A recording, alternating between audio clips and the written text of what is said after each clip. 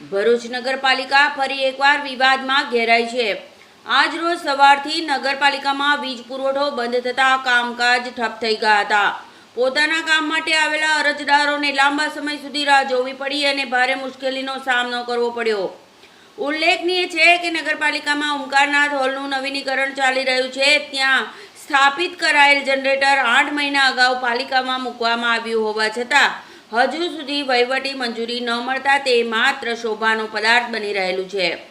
Generator હોવા છતાં નગરપાલિકા અંદરોઅંદર અંધકારમય બની રહી છે। વિપક્ષ નેતા શમશાદ અલી સૈયદે ઘટનાને ગંભીરતાથી લઈને તાત્કાલિક જનરેટરની તપાસ કરી હતી અને નવા વાયરિંગ માટે ટેન્ડરિંગની ફાઇલ આગળ ધપાવવાનો આક્ષેપ કર્યો હતો। તેમનો આરોપ છે કે જીબી વારંવાર શટડાઉન કરી વીજ પુરવઠો બંધ કરે છે, છતાં નગરપાલિકા પોતાનું જનરેટર કાર્યક્ષમ કરવા માટે પગલાં લેતી નથી। આખરે તો તેનો ભોગ અરજદારો જ ભોગવી રહ્યા છે। આ બાબતે ચીફ ઓફિસર હરેશ અગ્રવાલ દ્વારા જણાવવામાં આવ્યું કે નગરપાલિકા માટે જનરેટર મૂકવામાં આવ્યું છે અને સામાન્ય સભામાં તેના ટેન્ડરિંગ અને ખર્ચ બાબતે ચર્ચા પણ થઈ ચૂકી છે। હાલમાં કાર્યવાહી ચાલુ છે, જે વહેલી તકે પૂર્ણ કરી જનરેટરને કાર્યરત કરવામાં આવશે, જેનાથી વીજળી ન આવતા તેનો ઉપયોગ થઈ શકે। ભરૂચ નગરપાલિકામાં લાઇટ ના હોય ત્યારે કામગીરી અટકે નહીં એ માટે નગરપાલિકા દ્વારા જનરેટરની વ્યવસ્થા કરવામાં આવેલ છે, પરંતુ આ જનરેટર માટે એના ઇન્સ્ટોલેશન માટે એનું કેબલિંગ વગેરે કામગીરી કરવાની થાય છે। તેના માટે સામાન્ય સભામાં ખર્ચ પણ મંજૂર કરવામાં આવેલ છે અને એની ટેન્ડરિંગ અને કાર્યવાહી હાલમાં વહીવટી પ્રક્રિયા હેઠળ છે। ઝડપથી આ કામગીરી પૂર્ણ કરી અને જનરેટર ઇન્સ્ટોલ કરી અને કામગીરી ચાલુ કરવામાં આવશે। ભરૂચ નગરપાલિકામાં આજ રોજ જીઈબી દ્વારા જે વીજ કાપ મૂકવામાં આવ્યો હતો, ત્યારે આજે સોમવારનો દિવસ છે।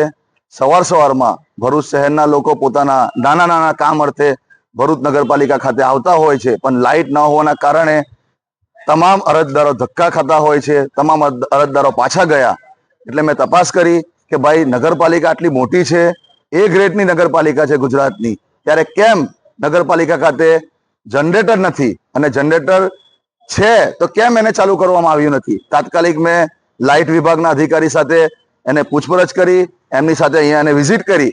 અહીંયા જનરેટર ગયા વર્ષે નવેમ્બર ડિસેમ્બરમાં આવીને પડેલું છે, અહીંયા લાવવામાં આવેલું છે। નગરપાલિકા તંત્રએ ચીફ ઓફિસર શ્રીએ તેમજ કારોબારી વિભાગે એમને આદેશ આપેલા હતા કે આના માટેના જે બી કેબલ લાવવાના છે એનું તાત્કાલિક ટેન્ડર કરવામાં આવે અને ટેન્ડર કરીને અહીંયા કેબલનું જોડાણ કરવામાં આવે અને નગરપાલિકાને જનરેટર સાથે જોડાણ કરવામાં આવે। પણ નગરપાલિકાનું જે લાઇટ વિભાગ છે એ તદ્દન કહી શકાય કે નબળું વિભાગ છે।